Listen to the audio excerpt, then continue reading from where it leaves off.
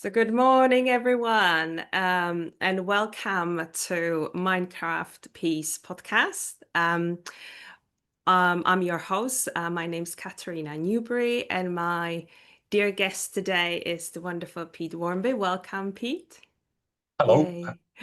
Um, it's good to be back on the podcast. I've taken a little bit of a break, working out where to move next, really. And it's my great pleasure to have you, Pete, as my first guest in, let's say, the new series of conversations for my podcast, and talking about a subject very close to my heart, and definitely one that is basically your life, which is autism, autistic children, supporting children that are on the autism spectrum and other neurodivergency, and their parents, as Yes. the Yes. journey to support children on the spectrum brings up a lot to do. It's a lot to deal with. It So can be. Yes, absolutely. yeah. Yeah. Yeah. So welcome, Pete, and we just had a little chat beforehand, trying to get ready for this conversation. How's your morning been so far? Yeah, it's Sorry, I been. start with small talk.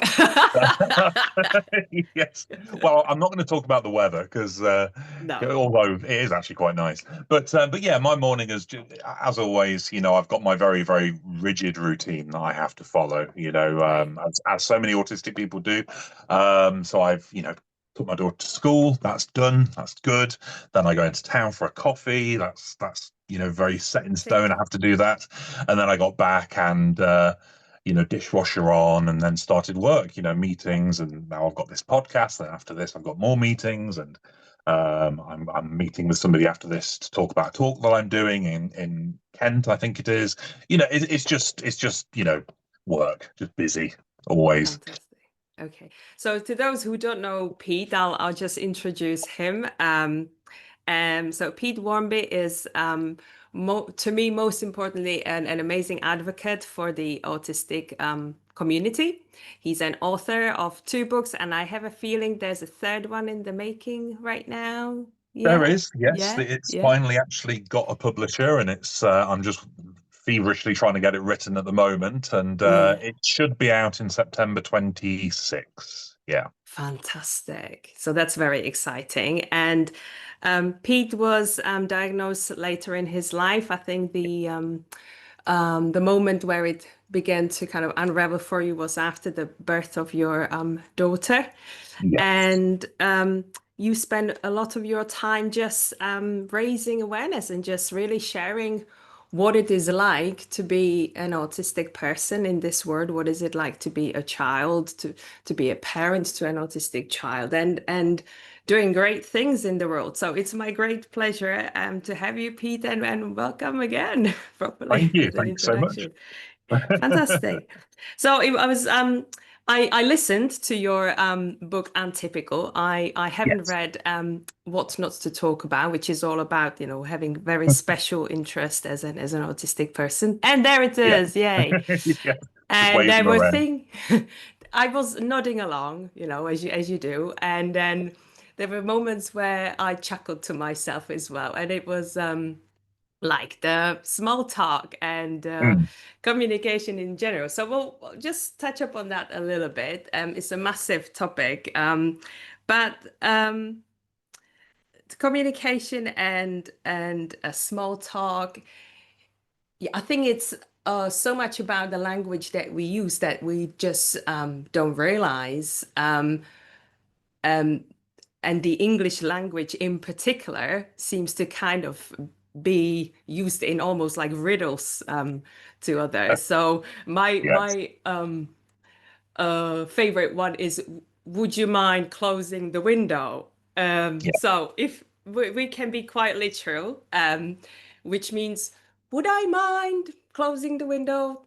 Nah, I'm good. So, whereas what it actually Absolutely. means, Yeah. and could you please go close the window because I'm cold or it's noisy outside or something. So that was a little bit, I had it was several moments of like chuckles like this. Eye contact as well.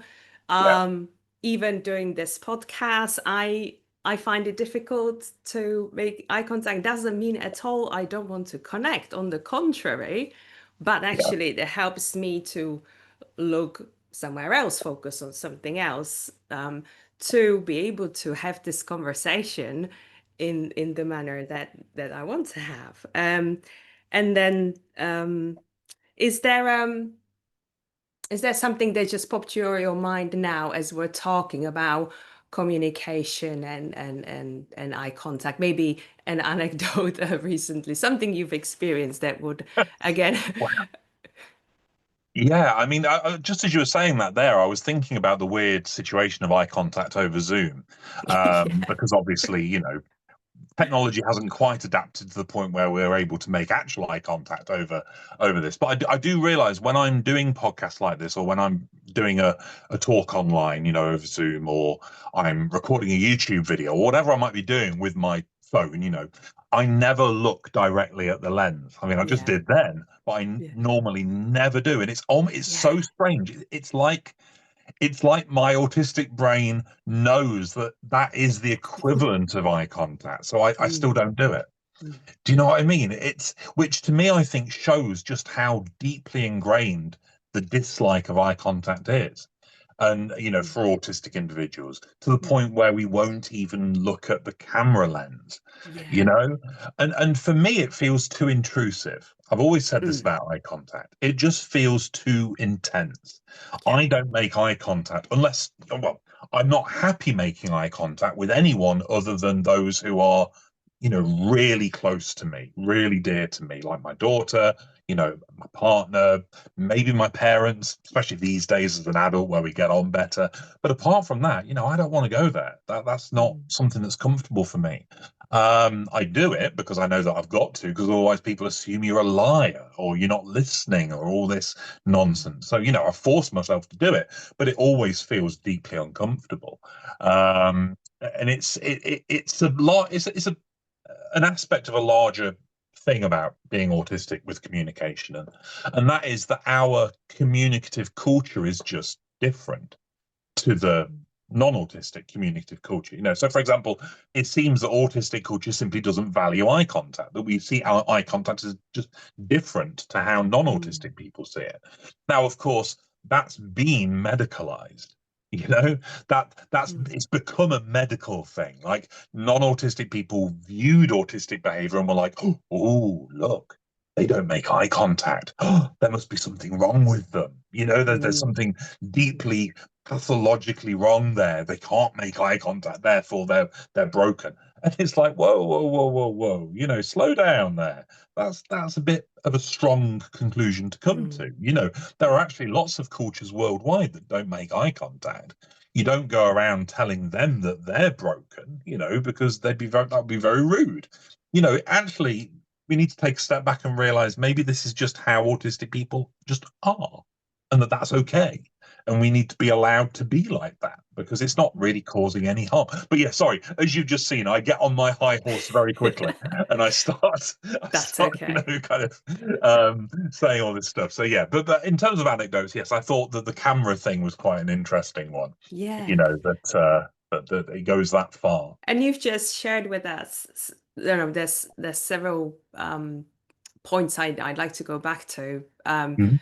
Um, but what's just got my attention is that you caught yourself in a moment where you've realized I'm going deep with this, like I'm doing this deep dive into something that is really matters to me, I'm passionate about, and I want to talk about it. And this is again another trait, which is fantastic, Yeah, just for people to see what this is what it yeah, looks like. And yeah, it's not obsessive. It's just it just excites you to talk about it and share it with yeah, others, and that's why you do it. So the word medicalize kind of just caused me to have a little bit of a reaction, because it's like there's these standards that seem to be kind of ingrained within the society of what is normal, what is acceptable, what is typical, and yeah, what is healthy. And this is almost suggesting that this is unhealthy in some way. And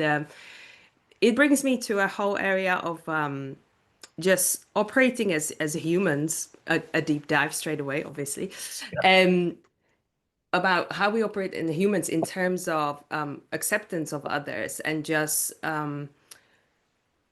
judgment and looking at other people with, I'd say, a lens of just curiosity.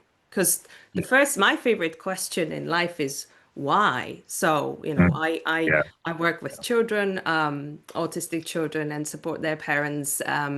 And even when, my turning point was also having my sons, I had a really hard time. That's why I resonated with what you wrote about in your book. I ended up depressed, not realizing that that's what it was. I just thought Mm. I'm not trying as hard enough, or there's something wrong that I'm not, haven't worked out how to do well. And turns out, no, I was, I was actually depressed. Yeah. Yeah. Postnatally, and so I just like to observe, and that's hence the question. So I would, observe my children. I've got two boys, and I would go like, why? Well, this is interesting. Why are they doing this? And I would spend time just observing, and Yeah. then, without kind of questioning. I mean, and then obviously what happens as a parent, there's a great school for personal development, by the way, highly recommend it. So obviously our children will do things that, the word is overused now, trigger us, but basically what it means, it causes a reaction, Yeah. and usually an unpleasant reaction. And I would again kind of turn inward and go, this is interesting. Why am I reacting like that? Yes. What is it inside of me that is uncomfortable with this? Um, so to come back to where I where I started is a bit like, I can imagine in a world where it would be, the norm would be actually approach everyone with an open mind, with an Mm. open heart, with trying to understand what it is that they need. Because for me, when it comes to autistic people and people in general, it's always about, okay, there's a reason why they react in the way, or they behave in the way they do.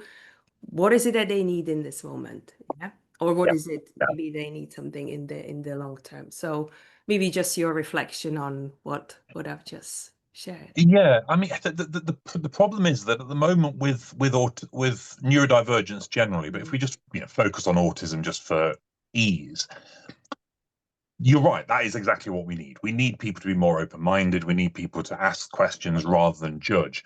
But the fact of the matter is that that's what human beings do. They do judge. To be realistic, that is just how they work. And I see the solution to this, rather than wanting every individual non-autistic person to suddenly become really curious and open-minded, because I mean, it might happen, but my word, it's not very likely. What I see is that actually the problem lies in the fact that when non-autistic people communicate with another human being, they have a set of expectations that have been long trained into them as to what to expect from that conversation. Okay. And that will differ slightly from culture to culture, but every culture will have this. They will have a kind of baseline set of expectations of what they fully and truly expect to happen in this conversation. And 9 times out of 10, nothing goes wrong. And indeed, those expectations are met. They have conversations with other non-autistic people who communicate in the same way as them, and it's all relatively smooth. But then sometimes they talk to an autistic person, maybe a child, their own child, or maybe a stranger, or somebody at work, or whatever. And because our communication style is different, their expectations are not met. And for want of a better term, they freak out, because that's what we do. Well, when our expectations are not met, when we are confronted with something different, we tend to freak out as a species. It makes us uncomfortable. It makes us wary. It makes us suspicious. And that is why, that's one reason, in my opinion, why autistic people have such a tough time in life, because that's what we're constantly crashing up against. We're constantly not meeting others' expectations And therefore we are constantly being treated as weird, odd, off, strange, don't like this. Do you know what I mean? And that's like becomes our constant experience. And I suppose the way I approach my job, if you like, as trying to raise awareness is what I'm trying to do, and I hope it works, is rather than expecting individuals to be more open-minded, which would be perfect, but is very hard to do. What I'm trying to do is to get people to simply add to their already existing list of expectations just some new ones. Do you know what I mean? New ones that encompass autistic people. So that rather than just expecting eye contact, I just cheekily get them to, I remind them, oh, did you know that autistic people you meet might not make eye contact? But that's okay. It doesn't mean they're lying to you. It's just their way. And what I want them to do is just kind of add that to their list of expectations. Just make that list of expectations a bit broader, a bit more flexible. I suppose it is pretty much the same thing as what you're saying, make people more open-minded. I guess mine's just a bit sneakier. I'm trying to get them to do it without them realizing it. Because that for me is where the problems lie. We autistic people continually confuse others and confound them, and it's not our fault, and we don't deserve to suffer for that, but sadly we do. And what we need is for other people to just know about and recognize autistic behavior and just add it to their experience of what human behavior looks like. And I often suggest to people that it's a little bit like when you go abroad for the first time and you experience another culture, firsthand. I mean, I remember that the very first place I ever went to that was not the UK, the first foreign trip that I ever embarked upon, I went to the Netherlands with my dad. I would have been about 10, I think, 10 or 11. We went on the ferry. It was a big trip. We went to Rotterdam, I think, for some reason. I don't know why, but went to Rotterdam.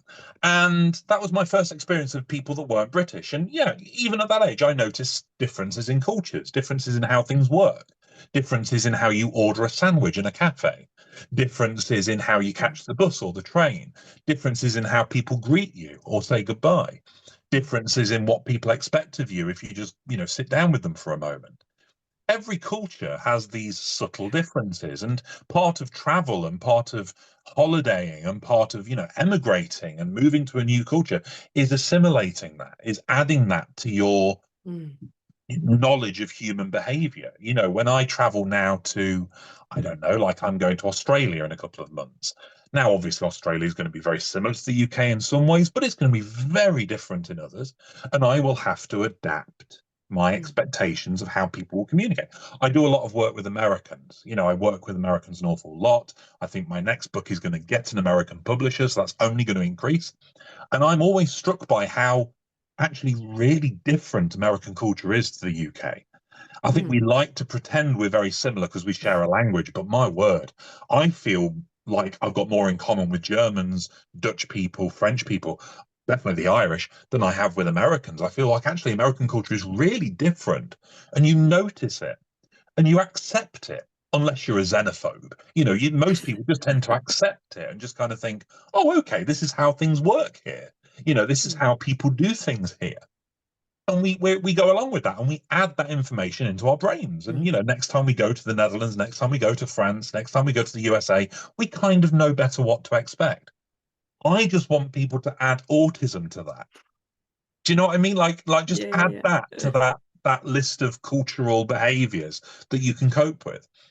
Because if that was done, if people viewed autistic culture and autistic behavior as just another culture, I think we'd all have a much better time. We'd get along better. There'd be more understanding. There'd be more empathy both ways. There'd be more compassion both ways. There would be better understanding. But it's a long journey. And again, I've gone off on one. It's interesting what you said about how it is a trait of autism to get really passionate, but it's also a trait of autism, certainly when you reach a certain age, to stop yourself from doing it. And it's interesting. I've done that twice now, haven't I? Not because of you. You haven't said anything. You haven't sat there going, "Oh God, here we go. Oh, here we go." You've sat there listening, but I'm so used to being stopped mid-flow. you know, Mm. from even way back in childhood when I went off on one about Sonic the Hedgehog or whatever, that you internalize it, don't you?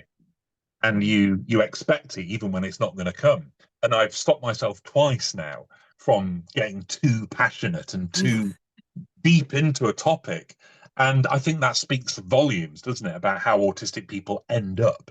You know, we end up kind of stopping ourselves being ourselves because we're so frightened of how people will react. But even in a warm, you know, inclusive atmosphere like this, I still kind of think, I've got to stop now. I'm doing that thing again. I must be quiet. Yeah, I don't know. It's just fascinating to me how it all works. It is a fascinating reflection that you've just shared, because it's serving us a certain purpose, because you have a busy schedule and we are actually dictated by time. So it's That's true. helping Yes, us today. that is Today true. it's serving a very good purpose. So yeah, it just one little note on what you just said. It feels another aspect of like the basic human fear of the unknown. Yes. Anything that is different you can't relate to, like you said, the initial kind of instinct reaction is to, be guarded or, Yeah. refuse it and so forth. So completely get that. And I like how you've just explained that is to add to the kind of, broaden the awareness with just adding another aspect to kind of consider and look at. I really like that. Yeah. Thanks. Yeah, it's become one of the things I talk about the most. And you know, when we think about children, and how autistic children experience, school and just their childhood generally, what will often happen is, because people haven't got this way of looking at it, because people don't view it as a cultural difference, they just view it as a scary difference that they don't like. As you said, that makes them feel uneasy and makes them feel what that translates to for the child is a lifetime of being alienated and othered and left out of things, and of people, even grown-ups, wincing or reacting very badly to their just natural behavior. So you got the idea of, I don't know, like my daughter, for example, maybe on the playground at school, maybe just what could she do that would be particularly neurodivergent of her? I don't know, like getting really into a dance and just doing it over and over and over and over and over and over and over again, until she's got it nailed. That's very much what she kind of does, real hyper focus, on a thing. And that might be viewed by an adult in the playground, like a teacher or a TA or something, as, obsessive or weird or too intense, And if my daughter gets wind of that, if my daughter becomes aware of that judgment, then what happens? Well, the likelihood is that she'll feel self-conscious and like she doesn't want to dance anymore. And it's like, that's so sad. That's so awful. But what we have is a situation where every autistic child in the world really is dealing with this every day of their lives. The same situation of being unaccepted, unacceptable as just their natural self, and being told often very explicitly by the adults around them, the people that really hold power, that they are wrong, that they are odd, strange, broken, whatever. And the damage that is doing every single day that we allow it to continue is extraordinary.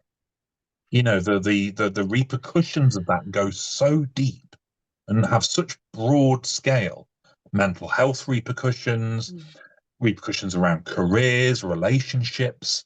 I mean, I have to stop because, it boggles my mind how much that is, how big an impact that's having. And we could stop it. We could stop it now if we wanted to, with a good enough awareness campaign, like a national or international, really focused awareness campaign. Hey, everyone, you share the planet with people that think differently to you. There's the news flash. Here are the ways that they behave and think differently. There is nothing necessarily wrong with them. They are not broken, but you need to know they're there. If we could do that somehow, then, wow, things would be things will be different. So I think I'll leave the national campaign to you, and Yeah, I'll just crack on with that. I'll focus on like what it is, what matters to me in this respect to me, which is it starts with the parents and the Yeah, family unit, and you know, I mean, there are lots of families where the parents notice, you know, there is maybe something different about their child, and a lot of it is about their reaction to it. And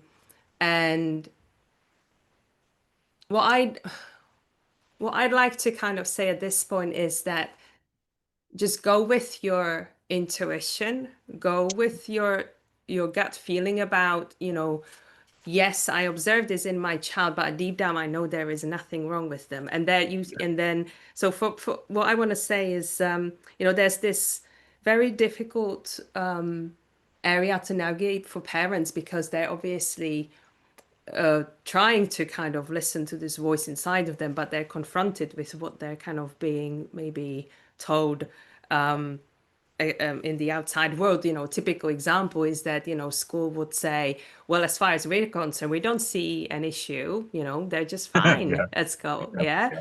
And they genuinely may not see it because Mhm. obviously masking, and that's a whole different topic to talk about, but we're not going to go there. So and this is where I really just encourage parents to trust this, like in a voice, and you know, find ways to also deal with what it brings up in you, because it's not just the external kind of pressure that you may be feeling, but then there's, you know, all these kind of conditioning that we grew up with ourselves about, you know, and the worries and concerns and fears for our child, you know, that maybe there may be a voice saying, well, if only they changed a little bit in this way, they would kind of, you know, have an easier life because they kind of fit in and so forth. So it's a massive challenge from what I see for parents just to truly accept their child as they are. And which means a lot of inner work because you have to face your own kind of preconceptions and these fears I've mentioned about. And that can turn your life upside down. So this is what I love to support parents with, is that the emotional side of things, the creating the kind of supportive environment for their child. There's lots of support out there for parents to navigate you know, the education plans that, you know, need to go into place, you know, dealing with support coming from councils and local authorities. You know, that's kind of not my area, but I see it as a massive opportunity to really become the advocate for your child, Yeah, be their best friend, be the one who's in always in their corner. It's not easy, I get it, but I trust that, just like you talking about like a national awareness campaign, if the child can grow up in an environment at home which creates this, that's a huge like I'd say a better starting point oh to then yes, kind of be yes. go out there. And you know, it takes time.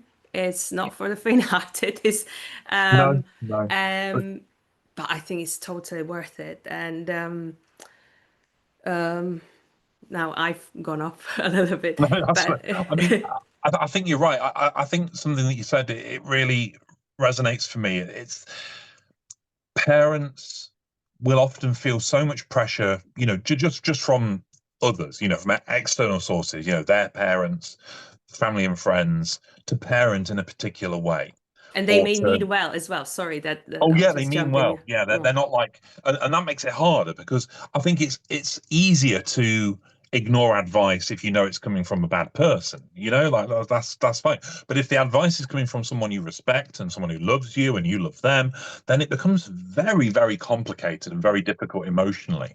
But what we tend to see, in my experience at least, that autistic children are often totally exposed to the judgment of those next circle of adults.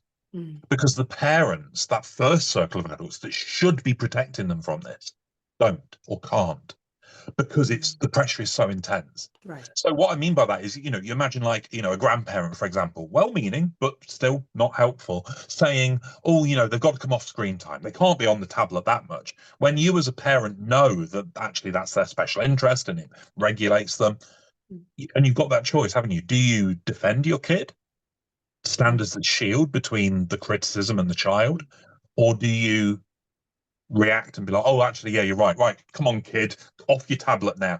Do you know what I mean? And that happens so much where the child can't even count on being defended by their own parents. And I don't want to suggest that anyone watching this or listening to this would do this, but I'm sure you can imagine examples where that could well happen.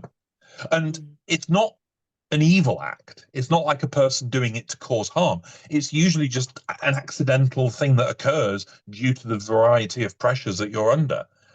But it ends up the same result. The child is vulnerable and the child is not shielded by their own parents. And you get the same with teachers. The teachers will, of course, criticize the kid, in their way that they do. And I say that as an ex-teacher. I feel happy to admit the flaws and failings of the education system. And again, is the parent going to defend the child?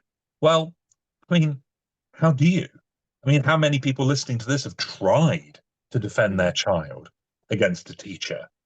I mean, it's a scary experience, isn't it? When the teacher is determined, certain, oh no, they misbehaved, they did this thing in class, and they needed detention and that, and you try and back their corner, especially at secondary school. You try and defend the child and be in their corner, and you end up being labelled, don't you, as a difficult parent, as a combative parent, a parent that is really difficult to work with, and it's like, whoa, I'm just trying to make you understand where the kid's coming from. I'm just fighting their corner. Like, why is that not allowed? And I think that to be a parent of an autistic child is incredibly difficult. Not it's often described as difficult because the child is difficult, which, don't get me wrong, can be the case. Autistic kids aren't all fun and games. It can be quite challenging, especially with RSD and PDA thrown in. But for me, so much of the difficulty actually comes from outside and how you are viewed and judged for your parenting. I mean, anyone listening to this who's a parent to an autistic child, I guarantee you will have felt at one point that you were being judged as a parent. That you were viewed as a bad parent because of the slightly flexible and different way that you parent, because you have a slightly flexible and different child. But again, it's that fear of difference, isn't it? It's fear of the other. And once again, parents get lambasted, get terribly treated as a result of this. And it becomes even worse if they're neurodivergent themselves. I mean, for example, I'm a neurodivergent parent of a neurodivergent student. And I don't want to go into details because, it's still ongoing, but the issues that throws up with regards to school and how schools view you and how schools view your behavior and how schools view your parenting is a nightmare.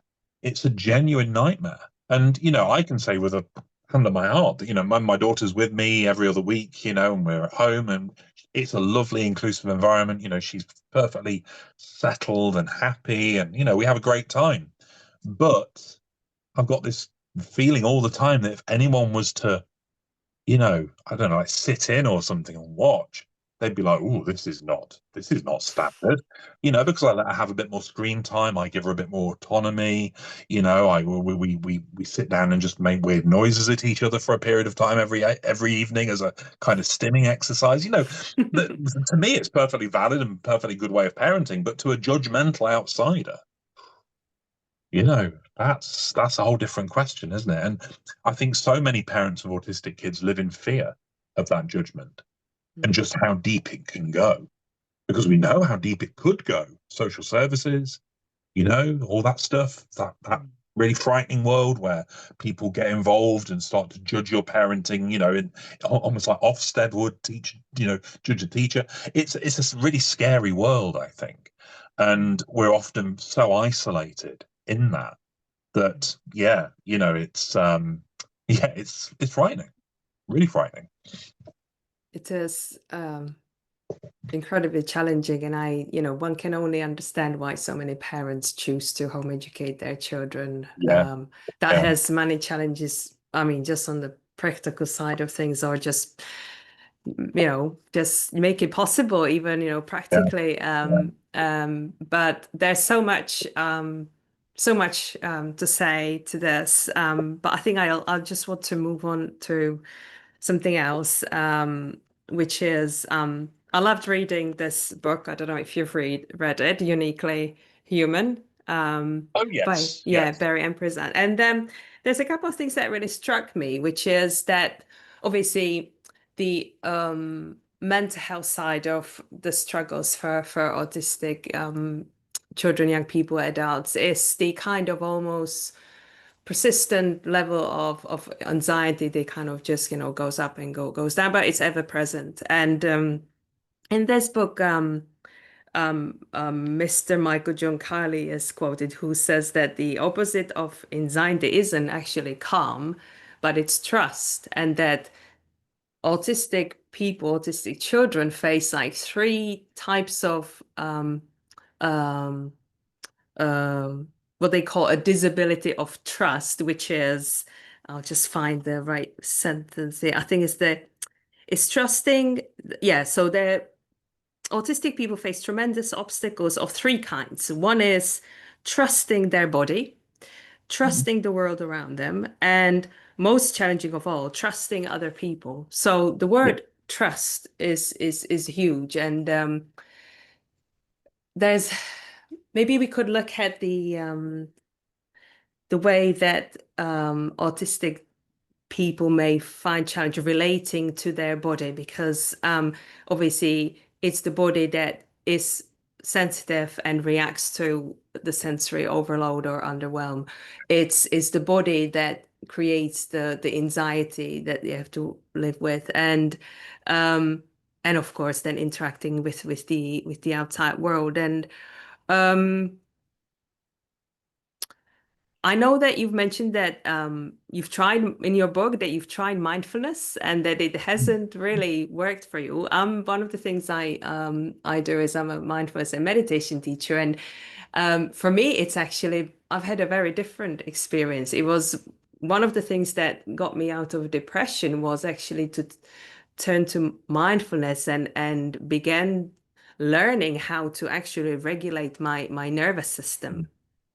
yeah, And that actually over time, I've got lots of tools in my tool bag now to kind of be able to calm myself and regulate my nervous system. And the reason I'm talking about it is that as a parent or any adult that has children in care, there's this thing called co-regulation. It's the working of the mirror neurons, which means that if I, as the adult, find a way to become calm in a situation, the child will automatically benefit from that.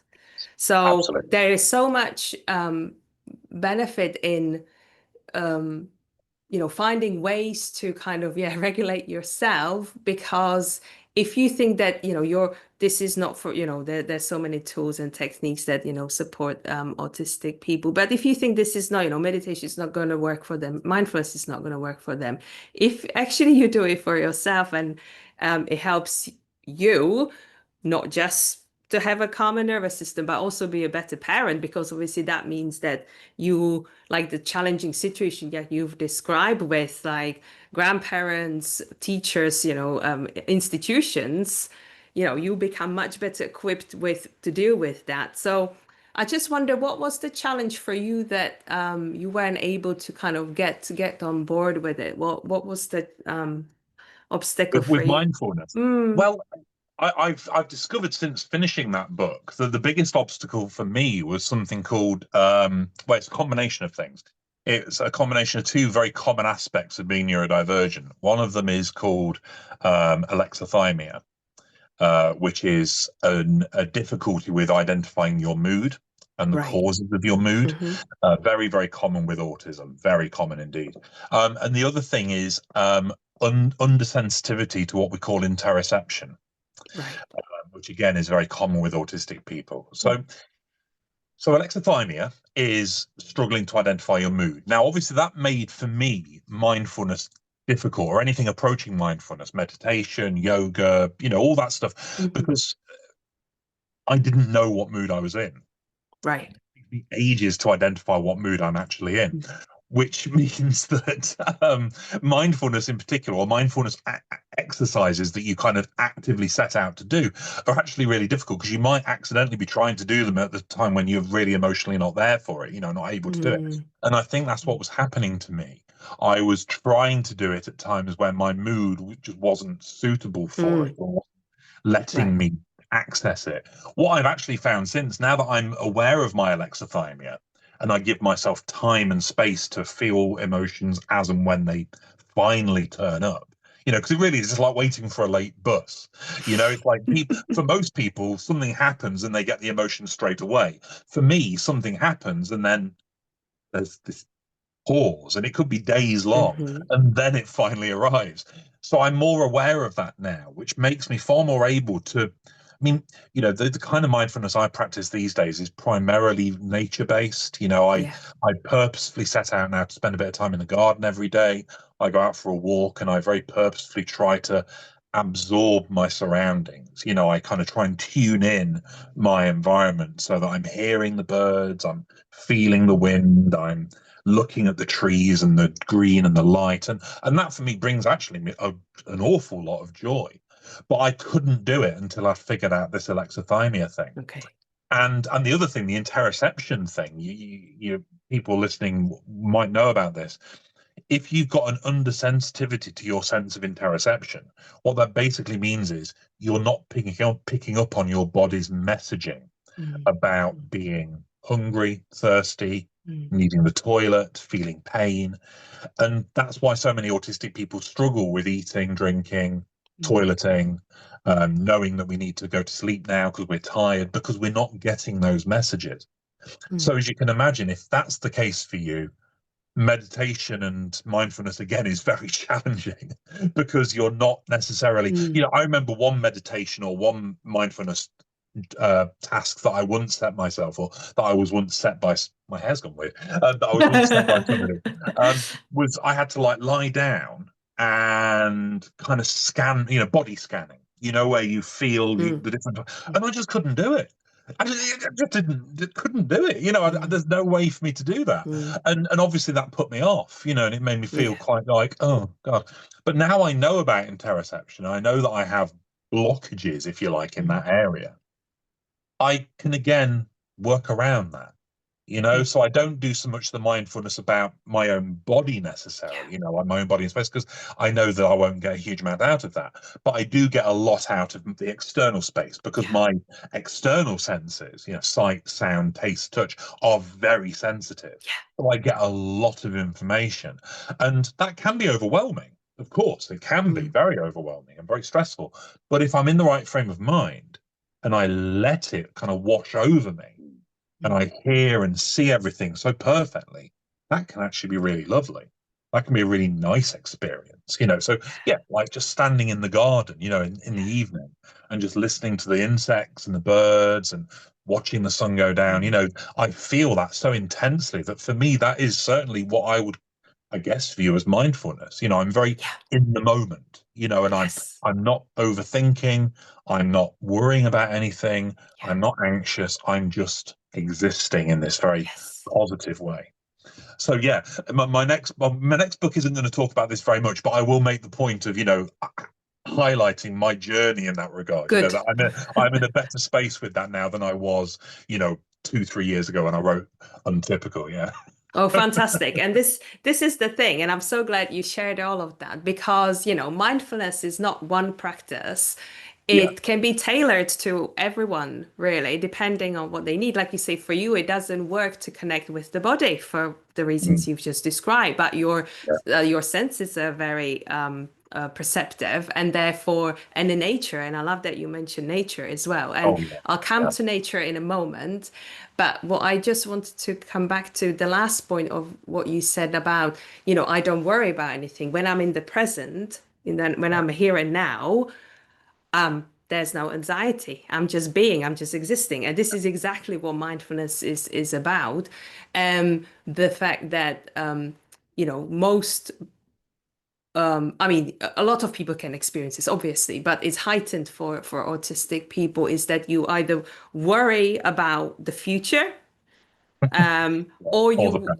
or you kind of or you find yourself just overly thinking over and over about what happened and the implications and consequences and things like that. So bringing yourself to the present moment is the best thing you can do, but it does take a bit of practice, and there needs to be the right tool. So for you, coming back to nature, I'd say that is one of the reasons why living in the current society is so challenging for autistic people, because there's not enough opportunities to just be in open green spaces in nature, Absolutely. around Yeah. trees, because that's where, like, if you like, the natural rhythm kind of happens. Yeah, Yeah. there, I wouldn't say there are noises. I know you can be sensitive to what you're hearing or what you're kind of sensing,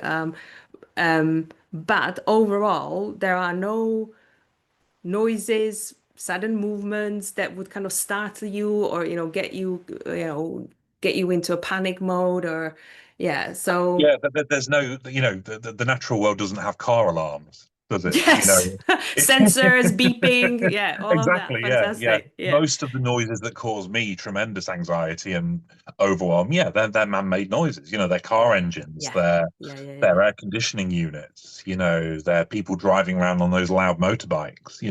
Whereas in nature, you just get sheep making Mhm. noises, and that's nice. Mhm.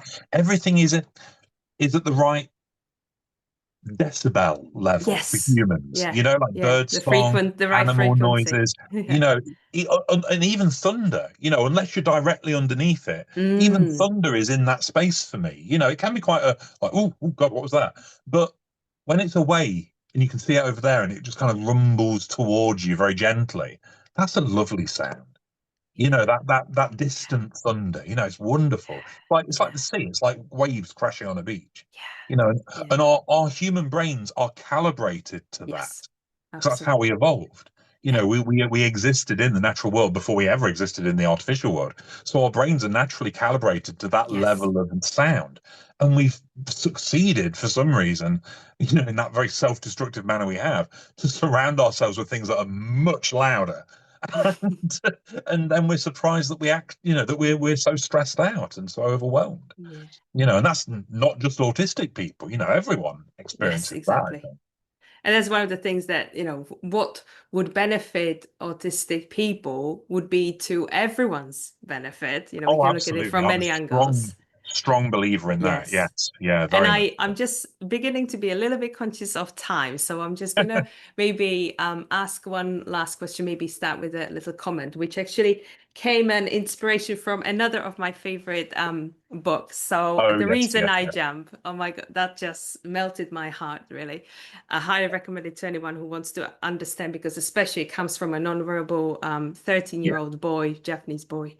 And Yeah, he described people with, well, in the book, he used the phrase people with autism. So let's go with that, as travelers from distant past. And if in his book, he says, if, it helps people to remember what truly matters for Earth, then kind of my job is done. And that's, you can see obviously so many people being activists for the planet right now from the autistic community. It just makes perfect yes. sense. So Yeah, I guess, absolutely.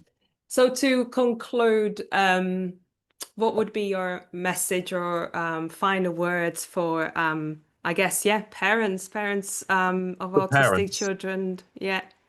yeah, I think do it your own way. Parent in your own way. Try not to let those others get you down. Mm. You know your child, your child's particular neurodivergent like, self. I train people on this course called Kahoo, which is all about that. It's based on the Irish word for nurturing, and it's all about this. Just allow yourself to parent in your way. Basically, allow yourself to parent your child, not some idealized child that doesn't actually exist. And that way, even though you might have short-term stresses and strains, it'll have a much better long-term outcome. So yeah, whatever, if your child needs to spend a bit of time playing a video game before school because that's the way that they regulate, because that's the equivalent of your coffee before work, then let them. You wouldn't tell an adult that they're only allowed a coffee after work, would you? That would be nonsensical. So, if like my daughter, they need that little bit of dopamine hit and a bit of a stimulation that first thing in the morning by playing The Sims for 5 minutes, it might not be socially acceptable, but I don't care because it works. Exactly. You know? Absolutely. Oh, fantastic. Thank you so much, Pete. I've really No enjoyed problem. our conversation. Thank you so much for your time, and best of luck with the book. And Thank you. I will share all the links in the show notes so you can connect with Pete, get his books, read them, listen to them, and then be on the lookout for the next one in September? No, September September 26th. 20. Oh, okay. We've got a bit of time. Yes. So all the best with everything, Pete, and thank you so much Thank again you. for And you. coming on. All No right. Take problem. good Thank you. care. Bye-bye. Bye bye.